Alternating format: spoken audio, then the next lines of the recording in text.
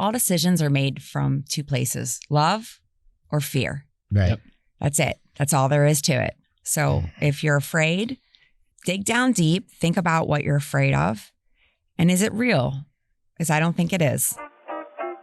Welcome to Healing Hearts, a podcast created by the Healing Center, voted Pittsburgh's best dispensary.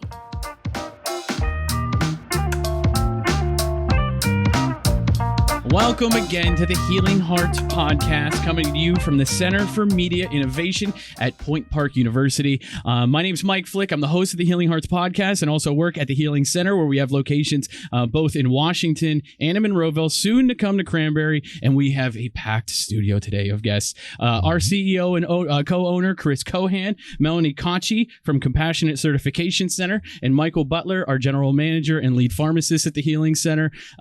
We have a lot to cover today. So Chris, I know the first thing you want to talk about is the CCC white paper. It's got a ton of information. I'm just going to pass it to you, sir. Yeah, absolutely. And we're also going to be joined by Dr. Donner today, who will be calling in. And so we'll have him to get the little physician perspective. But yes, one of the things we want to cover this morning is this white paper that Compassionate Certification Centers and Affinity Bio Partners have produced for the market, which I believe, Mel, is the first actual research study that has been done in the state for our program. Thank you, Chris. Yes, Melonie Kotchey here, CEO of Compassionate Certification Centers. We're very excited to have this as the first research paper specifically designed and working with our current patient database. So the entire survey was done by our own patients, and that's verified by a Cannabot robot, which is very interesting. We can talk more about that later. Wow. Well, that is very exciting. So how did the whole project come to be? What prompted you to take it on? Honestly, Chris, meeting you and the Healing Center over 4.5 years ago quite inspired me and Bryan Donner, my business partner. Thank you. You did. You were ahead of the game, in my opinion. You knew a lot of the very key opinion holders in the industry in terms of physicians, patients, advocacy groups. We wanted to create a paper that spoke to the patients, but yet spoke to the entire Department of Health and all of the state of Pennsylvania. This paper encompasses so many questions and answers that I feel that so many audiences would like to read if they haven't already. And you guys have very graciously shared that around. I think you gave it to every Department of Health in the country, correct? Yes, we did the study for free. We did it because we wanted to show people that medical cannabis truly makes a difference in so many ways. And that study, I can't really articulate it any quicker than that. It's a very extensive piece of research. I think for all of us, or at least those of us that participate in these types of things, it's really about as much information as we can get out there, as much as we can learn.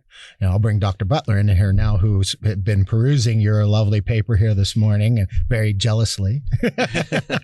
Yeah, this is the kind of thing that we've talked about early on, and I'm really excited that this is finally coming. This information is finally coming out. Really, what we have in comparison to standard medicine and FDA trials, what we have available to us are studies like this, retrospective cohort type studies, where you take a large cohort of medical marijuana users and basically poll them with a number of questions, a questionnaire, like CCC has put together. And you really can extrapolate a lot of very useful information about the program itself and about the effectiveness of the medication. Because again, we don't have the standard vehicles or pathways to go through for this kind of research like we generally do molecule per molecule through the FDA and the standard system. So it's great work. Yeah. And I mean, for us, from our standpoint at the Healing Center, these kinds of things become required reading for our personnel, because the information that you can get from that many patients at one time, I mean, obviously we get a lot of it on a day-to-day basis, but to see it all compilated really nicely for you out there, and you see a lot of information that is very important for us. Reading through it, I just over and over, I was talking to our lead trainer, kind of our hiring manager and PCR trainer. That would be Mike Flick, by the way. Exactly. So I kept showing him, like, "Oh, Mike, look at this! Look at this! Oh, we got to give our PCRs." I asked Chris. I said, "I got to get a copy of this. I have to show this to my pharmacist, my dispensary my managers have to see this." Sure. And all of this is absolutely required reading for our entire staff. Yeah. Well, I mean, there are some things in there that a lot of us all of us that are part of the industry can be very proud of. I mean, things that I took away from it was over 90% of the people generally have a very positive experience when they come into our place. And then you go in, or any dispensary for that matter, and then you go above that and you look at it from a quality of life standpoint, and you got another over 90% say it's affected their quality of life in a positive manner. And then you read some more and you see that over 90% of them say that they would recommend medical marijuana to their friends and family. That was 99%. 99. 99%. 99 in some form. Yes. So, I mean, we can see out, 2 years into this program that we're doing some really, really spectacular things, and it's really very exciting. So, well, the goal behind the paper, it is a retrospective data analysis. It's not double-blind, placebo-controlled, multi-centered, but it's as close as you can get. Okay. Since we have 12 offices, and this is just a Pennsylvania paper, not just is, but the day in the life of a typical patient. And that's kind of how we wrote this paper. We wanted patients to be able to relate to this data. We wanted the dispensaries, the pharmacists, and all of the owners of the grower operations to really take away something and bring it even better. We want to make the program better and better. And that's our goal with this paper initially with this research. And it's all over the place. It asks about pain reduction, number of patients, percentages of opioid reduction after a year. That to me was one of the most impressive statistics I read, was that most patients went to the doctor 3 times that year, and then they reduced it to 1. Wow. Yeah. It's unbelievable. And it's true because it's our patients. We can back it all up. And that robot, typically with research studies, you can't really verify who's done the study technically or the survey. And this data is solid, and it's to be leaned upon and to be grown upon. Well, yeah, there's 2 particular studies I want to talk about a little bit this morning, yours, but then there was one the Department of Health did, or the advisory board, the Medical Marijuana Advisory Board, which we like to see things, and we get some good information from that as well. But it was done on a social media. So virtually anybody could participate in that at that point. And admittedly, there's a lot of people on there that weren't part of the program. So how they can comment on what a dispensary experience is or anything else, they really cannot. But what we can get from it is a lot of the statistics on how many people are participating in the program and things along active doctors and all that. And, that was a big concern from the start. And you guys kind of led the charge, getting certifications out there across the state. How many have you done now? We have 61,000 registered patients, but those aren't all patients we've seen yet. Some of them still need to pay or get their medical records, or we get them for them, or provide some form of ID. We've seen over 30,000 patients and qualified them for their card. We've only not qualified 14, and that's because they didn't have medical records to support their qualifying condition. That's one of the things I wanted to touch on today, because I'm still seeing this every day when I speak to people. They don't know that they can get their card. They're very skeptical, and most people, they'll tell you, I just had 4, discs crushed in my back. Do you think I qualify for my card? Yeah. And I say, well, I would consider that chronic pain. Is it longer than 3 months? And at the end of the day, most people qualify for the medical card. We just can't get the word out fast enough to help more people. And I'm glad you brought that up, because it was one of the topics I wanted to touch on today, is because I know there's a percentage of people out there who have signed up for the program. You can see 287,000 people have registered for the program, but 168,000 of them regularly go to a dispensary. So that tells me there's 119,000 people there who signed up but haven't taken the step. Either they didn't finish the certification, or they haven't made the decision to go to a dispensary. So I wanted to talk to them a little bit, I think, today, because hopefully I think this program, we can answer those kind of questions moving forward for people so that they feel more comfortable. Because I think it's probably just what you said there. Do I qualify? Should I go through with this? Will this help me? And from there, that's hopefully the questions we can answer moving forward. Certainly. I'd like to speak to that. Sure. Because one of the things that we talk to people about when they come into the dispensary for the first time is we know that the primary reason that everyone comes is there's that question. Right. Is this or is this not appropriate for me? Is this going to help me? And if you come in and you don't know, then what I tell a lot of people is we're in that data collection phase. Mm-hmm. So we start really low. We keep the psychological side effects to a bare minimum, and we slowly kind of increase, because that's the question we have to answer. So if you're one of these people and you're out there and you're asking yourself, I've got the card and, I just don't know. By all means, come to a dispensary, come to our dispensary and let us help you answer that question. Most of the time, the final answer is, yes, this does help. Yes, this increases my quality of life. And the research that Melonie's done here very clearly shows that the answer most commonly is yes. There's not a book that you write and you just follow for everybody. We all wish it was that simple in this industry, but it's nowhere near that, because everybody's chemical makeup is different. We all know that. And so there's always a level of experimentation. And from the medical professional standpoint at the Healing Center, I know it's always, you're careful at the start, right? Oh, very, very careful. No doubt. Because the way I always look at it, you got one chance, right? Because you can really if you do the wrong thing, you negatively impact a patient, then not only are they have a bad experience at your place, now they think that medical cannabis isn't right for them, right? And because we've seen, unfortunately, too many of those horror stories early on in the program where somebody got a bad piece of information and went down the wrong path on what sort of their choice should be, whether it be from a type or strain. But we do come across this, so we want to make sure we're covering as much as we can so that we can hopefully keep people as informed as possible.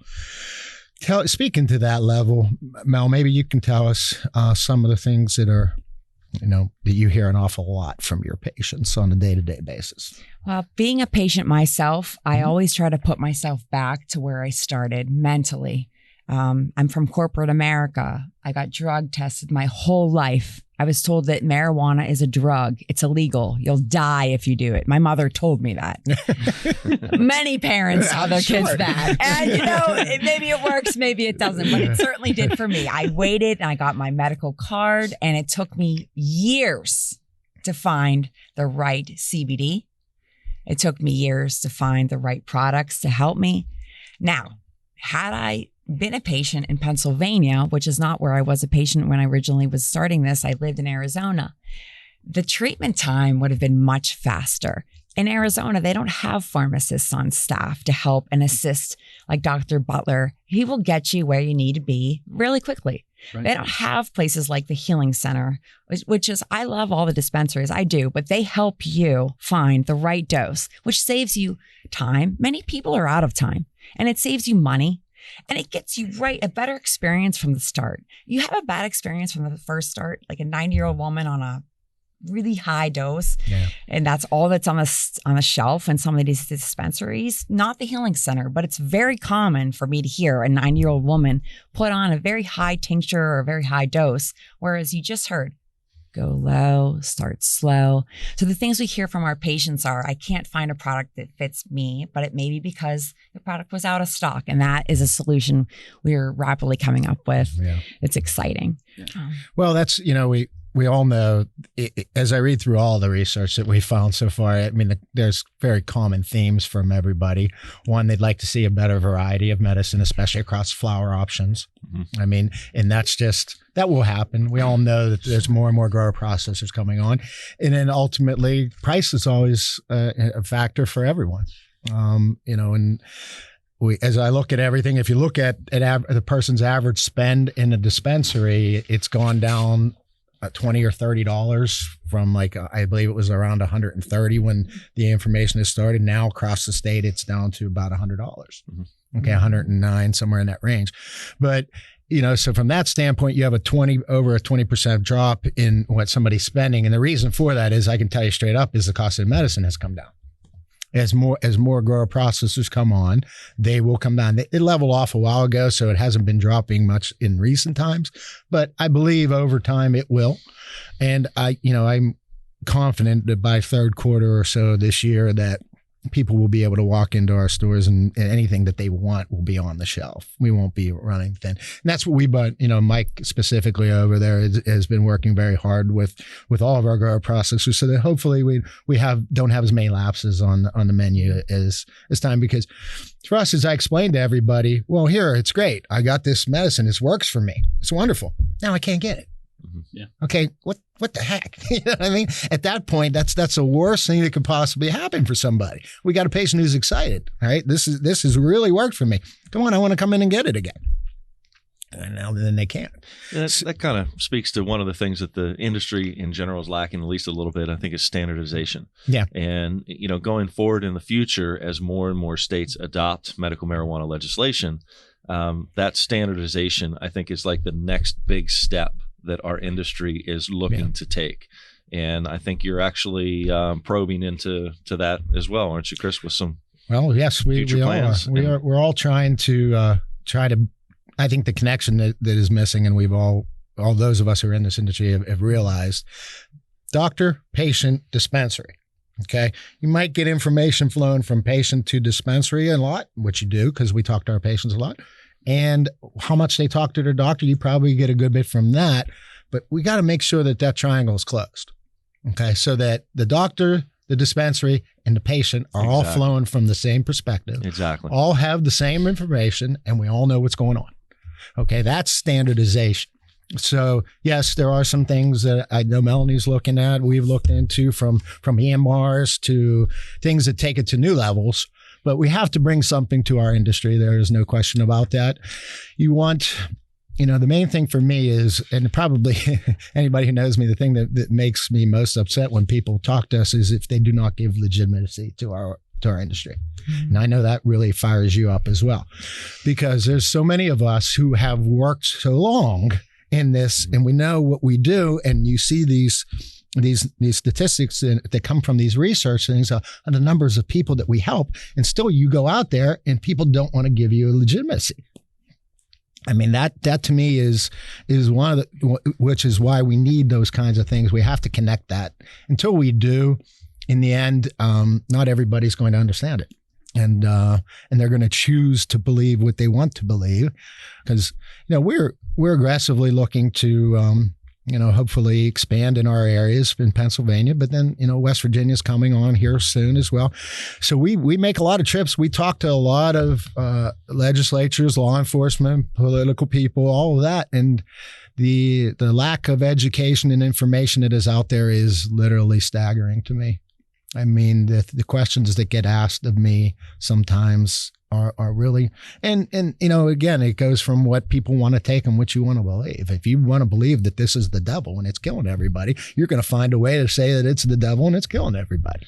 Well, that's why the work that they're doing at CCC with this white paper is so critical to what we do. Well, yes. Well, Compassionate Certification Centers was started off of the Compassionate Care Act, Proposition 215 in 1996. Or I would have picked a much, much shorter name for this company, because you're going to add a lot of M's and a lot of P's and spell this sucker any way you want. You're just CCC. Yeah, so CCC. Yeah, I picked a really long name off a really good bill.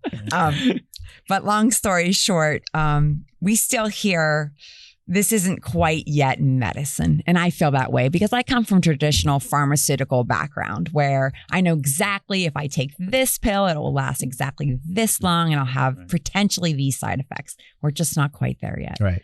We're getting there. What's that term I was using earlier that somebody used to me that's above me? ICB-10 or whatever the heck it is. Yeah, ICD-10 codes. Diagnostic codes. Diagnostic codes? Yeah, I said that's above me. I don't want to pretend like I know that. It's all good. You don't need those yet. No, we don't. That's a long way off. But I guess looking at it, that's in the end what you're hoping to accomplish, right? Well, we are going to begin billing for all kinds of services. Our patients have resoundingly told us they don't want to go back necessarily to their other physicians. They will, depending on what their specialty is. Per se, it's an oncologist or an OBGYN. But we also have those types of specialists working for us as well. They would like to see Compassionate Certification Centers as their primary medical facility because they can be open and honest about their cannabis use, just like they can be with a dispensary, a healing center. And they can walk in and feel confident. Hey, I've smoked medical cannabis for 58 years. Right. And that's a lot. That's the percentage that actually has smoked cannabis or consumed cannabis in some form or fashion before they ever even come into our door. So they are very open about that. And we hear that at the dispensary a lot from people who are your patients because they feel comfortable talking to you about that. Now, if their regular doctor decides to become a certifier, they're not always necessarily willing to talk about it all with them because they may not have the same frame of reference that you're and coming from. Physicians don't have clear-cut guidelines. No. Can I still prescribe opioids and give you your medical card? Yeah. Some do, some don't. Right. It's still convoluted. It's sad, but some people, some doctors, once they find out somebody's gone down the cannabis route, even if it's to try to get off opioids, they immediately want to take them off the opioid. That's a unique conundrum. Yes. Yeah. A unique conundrum that I wouldn't mind talking about a little bit Absolutely. more. You have the best experience on it, so let me hear that. Yeah. You guys definitely got an arsenal. Let's take a break and we'll come right back and discuss more of that. Hi, this is Melonie Cohan. Hi, I'm Melonie Kotchey. I was the first patient at the Healing Center. I just wanted to thank everybody And a big thank you for listening to the Healing Hearts podcast. And at this moment, we just happen to have the perfect doctor call in. Dr. Donner, Chief Medical Officer and co-founder of Compassionate Certification Centers, CCC, as it's much easier known. And Chris, I'd like to pass it to you, but Dr. Donner, welcome to the conversation. How's everybody? Good? Yeah, well, we are doing fantastic as well. We understand you're busy at work, so we are happy that you were able to take a few moments for us today. We were talking about your lovely white paper. And Mel kind of went down it a little bit for us, but one of the perspectives we'd love to have from you is the physician's perspective, how this came to be and what you wanted it to be. Yeah, absolutely. So this was something that, I have a big background as a clinical researcher, so obviously I have an intrinsic interest. But I think really one of the things, the reasons we wanted to do it is because we wanted to get the patient's perspective, what they thought of the state, the Pennsylvania medical marijuana program. And then by doing that, could we actually improve it and make it better? So that was really the whole idea about this. We also felt that this was something that research really needed to be done quickly. Because there was a delay in Pennsylvania. So we felt that it was important to get this out there and then to put all this research out so that everybody can see it and that everybody can use it. And ultimately, it'll help patient care and it'll help the state program get better. Yeah. We talked about some of the things that stood out for us. Is there some things specifically that stood out for you from the white paper? There's a bunch of stuff. It's almost where do you start, Chris? But I think when you look at, to me, the overwhelming numbers of it was almost 100% on one of the questions of people receiving a positive benefit from medical cannabis, whether it was reduction of pain, whether it was decreased anxiety, but to get something close to 100% is almost unheard of, I think, in research.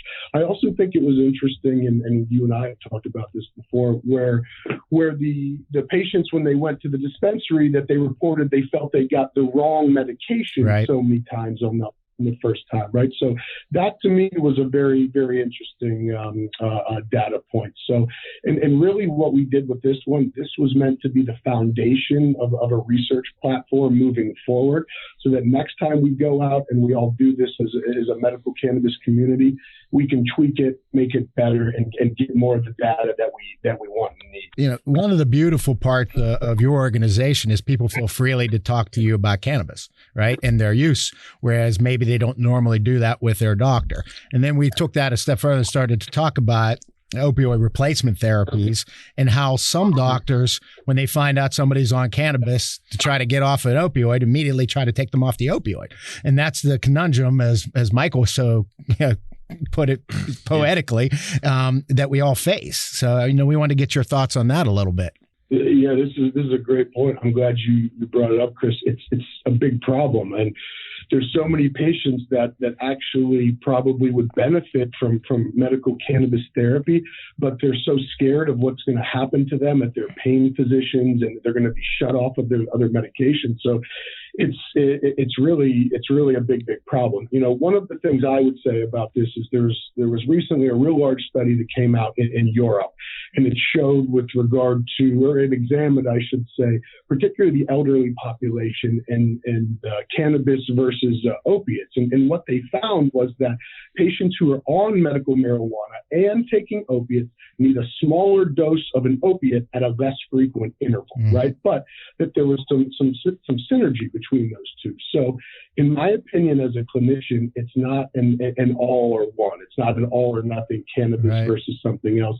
And oftentimes, that's the finesse and that's the art of medicine to understand that. But I think when physicians are making a choice without even thinking about it and saying it's either or, I think that's the incorrect mindset. Right. With that said, I have seen improvement of this, particularly over the last year, sometimes having a conversation with the physicians. And oftentimes it's that the physicians don't understand how medical cannabis works, particularly from a safety standpoint. Right. So I think education can help that. Well, I use my brother as an example all the time, and he doesn't mind me using him, so I'll use him as an example today. But he had neck surgery, fused neck surgeries, so much pain, and he was on 3 Vicodins a day.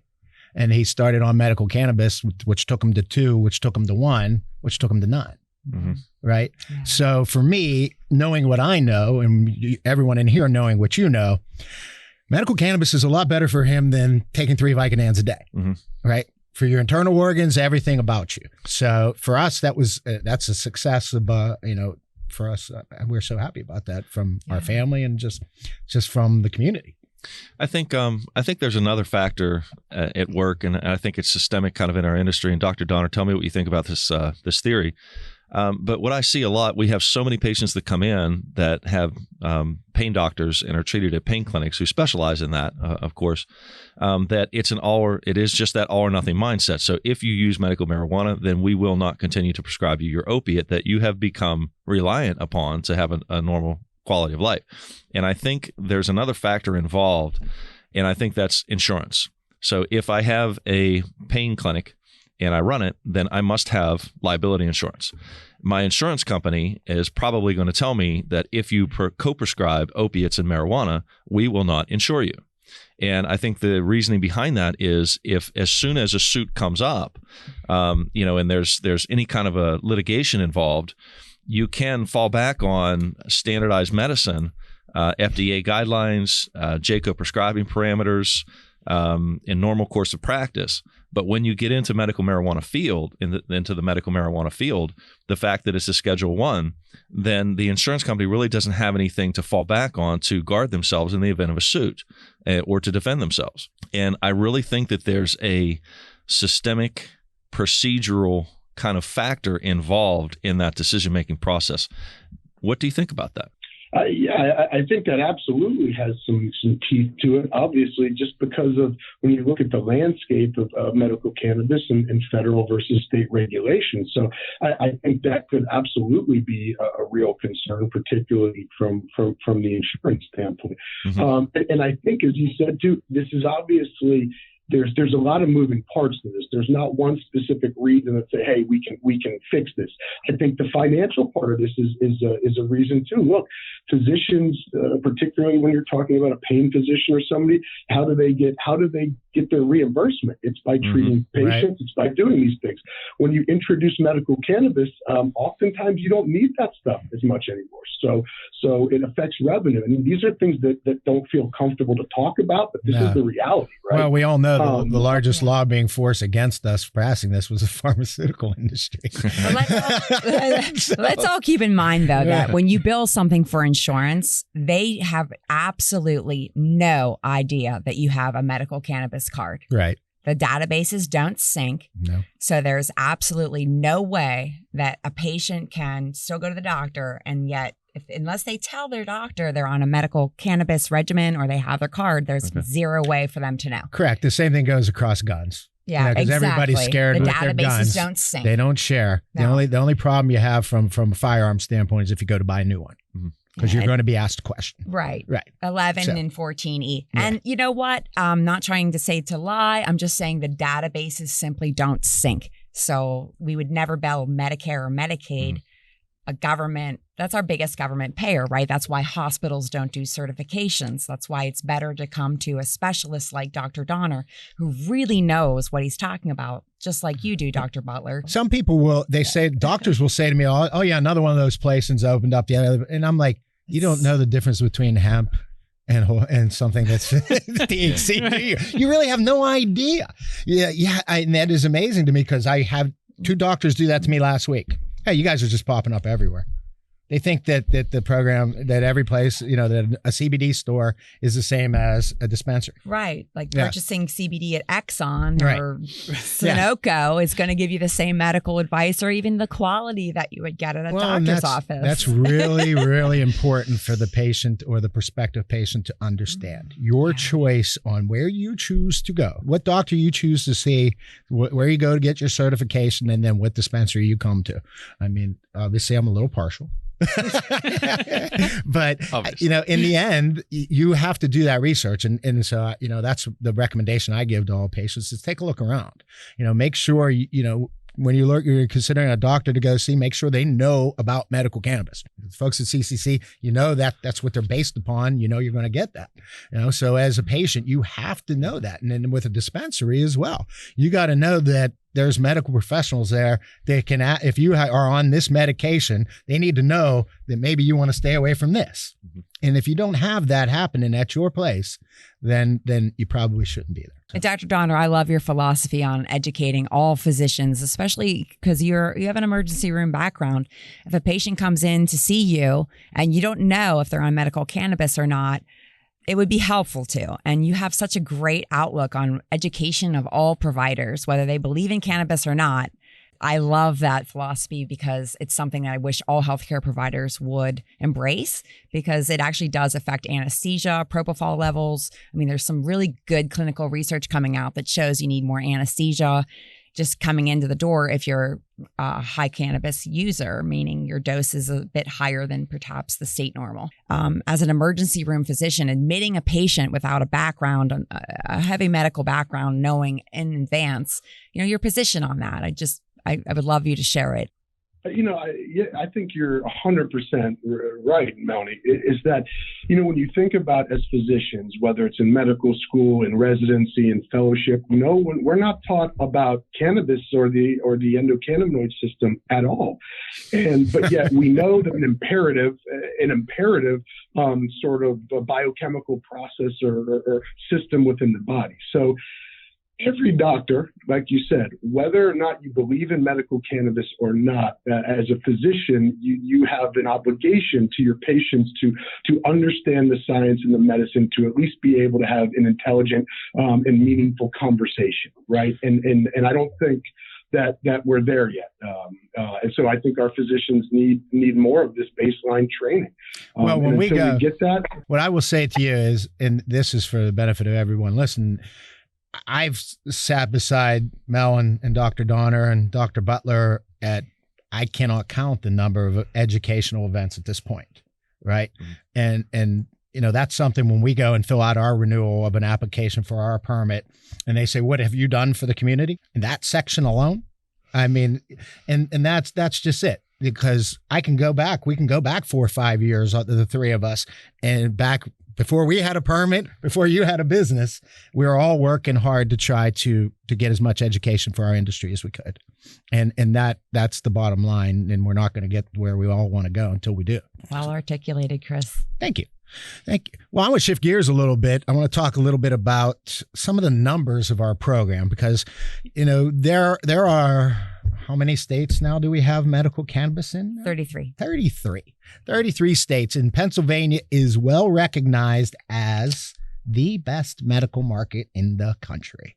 So as a result of all the hard work of our Pennsylvania Department of Health, Compassionate Certification Centers, the Healing Center, all the dispensaries, all the grower processors, all the doctors, everyone in this industry, and our politicians, of course, we've put together a pretty good program so far. So understanding that there is a current 261,000 patients, 168,000 of them go to a dispensary at least twice a month, 423 million in retail sales since the beginning of the program. We have 15 grower processors that are shipping product currently. And we have 77 dispensaries that are open across the state. Those are very robust numbers for a program that is only 2 years old. So to the state's credit, they knocked it out of the park on having a system that is accessible, and the people who have those conditions can actually get a card and get it quick. I think we can all agree with that we've really seen some amazing things, and the numbers speak to that. Some other things that are coming up that we're going to be looking at is obviously there's a research program that's going to enter our industry. There has been one that has been approved on the eastern part of the state, but in March here coming up, there are supposed to be some announcements on some more Chapter 20 programs. So it's a research element to the Pennsylvania program. Pennsylvania was one of the first states to have an element to that, to their program. So we're anxiously awaiting to see how that would roll out. Let's see, Dr. Donner, before we let you go today, because we know you're working with some patients, anything else that we should talk about? Anything you want to add in there?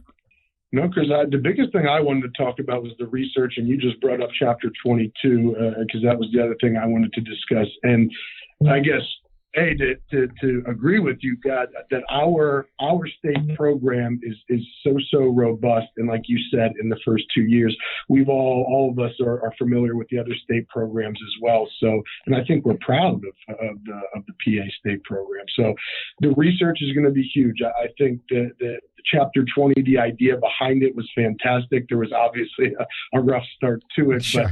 But once we get cooking with that research, I think that's going to be tremendous. So Let me ask you this question, because you mentioned this earlier, and Michael was laughing over there because he knows I recently wrote a rant to the the head of pharmacy at Duquesne University, or one of the big guys at why do they not teach the endocannabinoid system in our pharmacies, in our schools?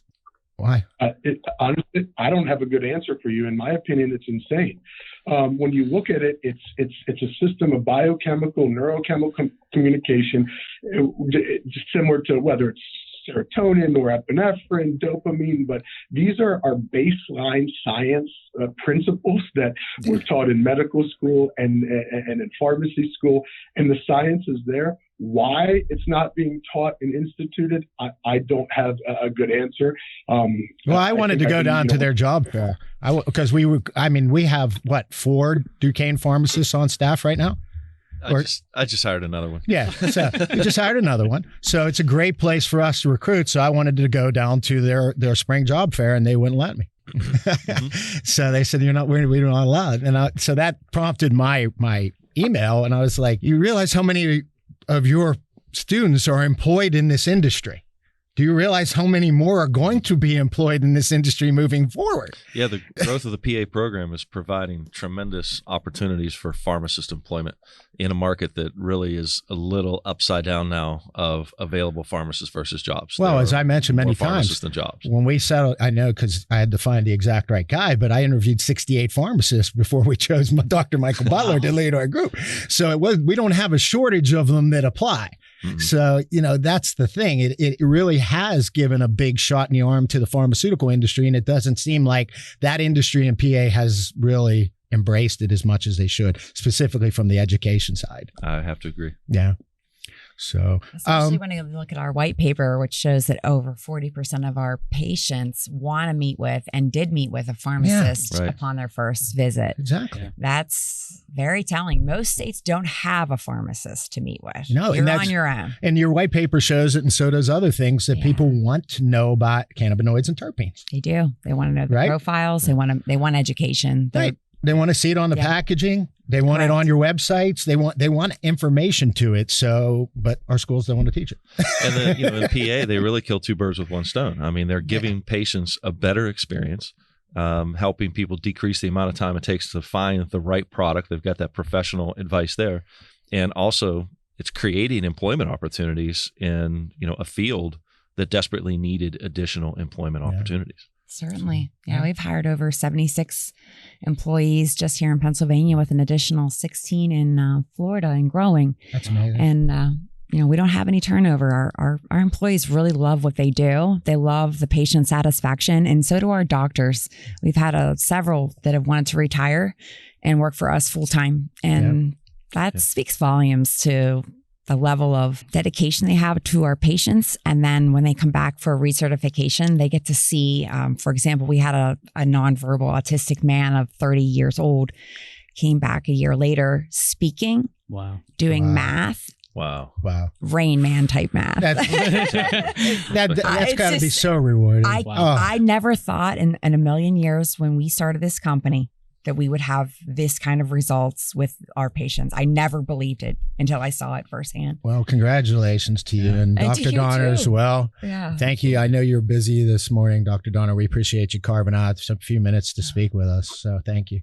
Absolutely. I always talking to you guys, and we have good conversations. So thanks for having me. Oh, sure. Anytime. We appreciate it. And then congratulations on your success and the white paper and everything moving forward. Absolutely. Yeah. And we'll come back more with our little roundtable right here in just a minute. Hi, this is Chris Cohan. Hi, I'm Lisa Craig. Pennsylvania is well recognized as the best medical market in the country. We appreciate your support. You go to the Healing Center, now you have an idea.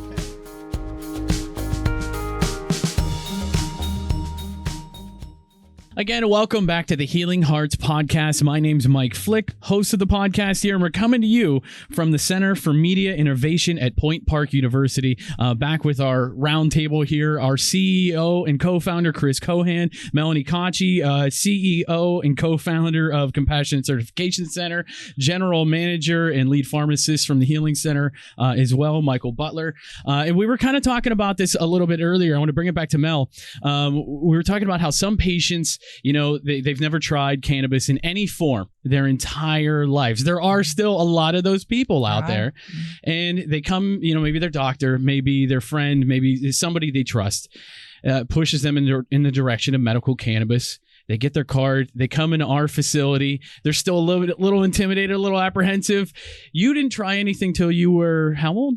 38 years old. You were that person. Yeah. You were that 38? person. I am. I was afraid of drug tests. I was afraid of losing my job, none of which is true at all. For me, it wouldn't have been. But what turned you from that apprehension onto, I mean, now you're not terribly all about interesting, but I feel like I'm a typical patient. I had chronic pain for 10 years. Mhm. I had been on 22 pharmaceuticals that multiple specialists had prescribed me. I wasn't taking them all at once. I was not on opioids at the time. I effectively managed to stay off of those, although I was prescribed them for years. I moved to Arizona. Arizona program was one of the ones that I look after. I think it's one of the best ones in the country besides Pennsylvania. And it was founded in 2011 when it became legalized there. So that was where you first got your first medical card. It is. Okay. And I actually called Dr. Donner and I talked to him and I said, you know, Bryan, I have tried for years everything I know. I had a concussion. I used to snowboard. I used to professionally jet ski race. I gave everything I love up over time and I didn't even realize it. And I said, Bryan, I'm going to go in this office. I'm going to get my medical card and I'm going to see what happens. And he actually said, Melonie, I really think you should. And I want to hear all about it. And that's where we created this company. We wanted to do it better, everything. When better. you made that call back then to tell them how that first experience went, what was that conversation? It was awful. It was hard. I was scared. Really? I thought the doctors were looking at me as if I'm a drug seeker, right? I don't know what to ask for. I walk into the dispensary. They don't know what I need. They have no idea. You go to the Healing Center. Now you have an idea. Arizona doesn't have pharmacists. Right. I'm serious. The program here is amazing. It's mind blowing to us because our program started with pharmacists, so I know. The idea of not having that element in we're looking to go into West Virginia. They don't have it as a requirement, but we put it in our model. You know, we will never go anywhere without a pharmacist running our store. And you shouldn't. Yeah. It's so it's crucial. dangerous and it's just not safe. And I actually hurt my throat vaping. I've lost days of my life taking products that were incorrect. I'll be perfectly honest with you, but I got out of chronic pain. I'm off of 22 medications. I lost 56 pounds on CBD and a THC regimen that I'm on now and I'm completely out of chronic pain. So if nothing more comes out of all the help we've done for all these patients over the years, at least I was able to finally get out of pain. And I just wish that for every single patient, because 85% of ours, their qualifying condition is still chronic pain. And then there's other things, right? Maybe they had cancer or they have diabetic neuropathy. There's a multitude of reasons that people come to the doctor, but the number one reason is pain. Sure. It sounds like you've got this really figured out with your regimen now. Is that do. fair?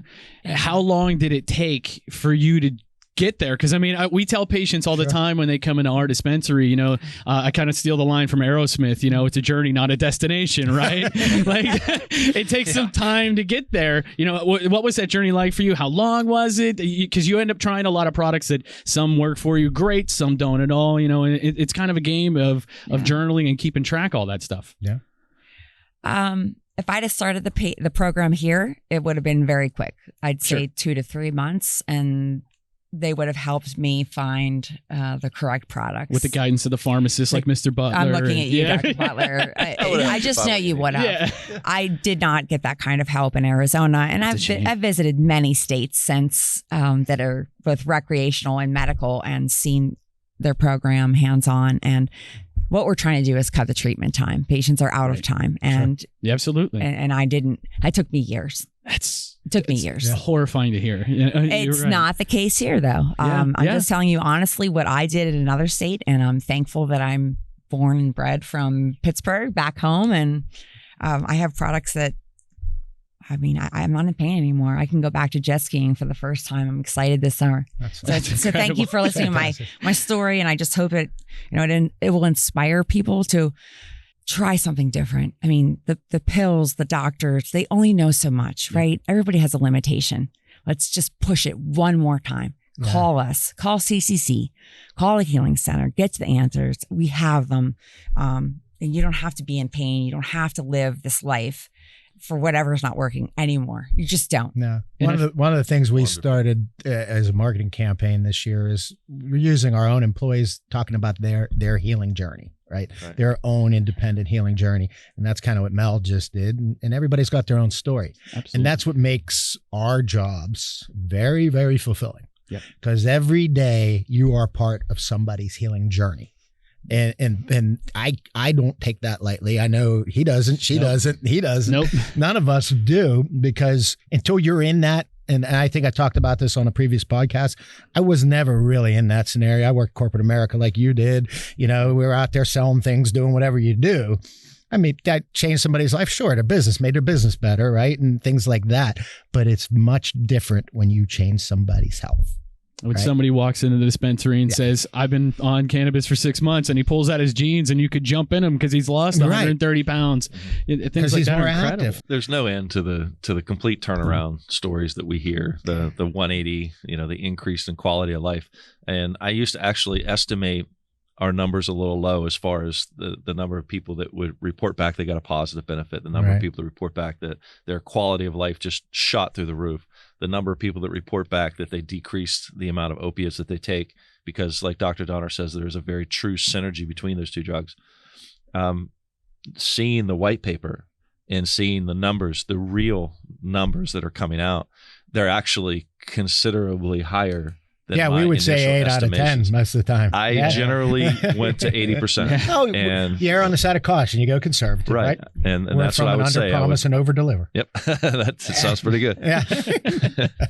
Well, thank you for listening to my story, but I think it's very similar to a lot of other people's that can probably relate. Yeah. So, but it's important that you tell it, because I think there's a lot of people that relate to that story who are genuinely afraid to come out and tell that story. We'll have people walk up to the counter with their card and the products that they're about to purchase in hand at the dispensary, and they still, from 45 years of propaganda, feel that shame. And it's sad, because we know the next time we see them, they're going to come back. There's going to be color in their face because they got some sleep. They're going to, there's going to be a bit more of a smile. And once we see them come back on the other side of that, to exactly what you're saying, that is one of the, I would say, one of the amazing things for people, especially if they were never treated with cannabis. If you have a sleep problem, absolutely, so many people sleep. And that's the thing. I mean, people don't understand the bad health that comes from not getting sleep. Yeah. Really, I mean, if you can just correct that element of your life, you're going to be naturally a lot healthier. And for people, that alone can be very changing. I think the theme of this podcast today that I'm picking up is just overcoming fear. Right. Yeah. I had a lady come in yesterday who I counseled. I always ask, hey, thanks for coming in today. When did you get your card? And usually it's within the last few days, but once in a while we have someone, like I had a lady yesterday, she got her card last fall in November. So she's had her card in hand for 3 to 4 months, and she has been very hesitant to come in. And that's another really key aspect of the white paper that you did, Mel, that makes it so incredible is I can share these numbers with people. And as these numbers get out, we will be helping people. You personally will be helping people, especially with this, to overcome their fear, to realize, well, I mean, hey, if 9.5 out of 10 people say this changed their life, they would recommend it to everybody. What am I afraid of? Right. And really, I would ask anybody out there that's listening to this, what are you afraid of? Or if you are a patient and you've been treated and you've had success, share that success and ask others, what are you afraid of? What is bothering you? Is it really the stigma that's left, or is it just fear of the unknown?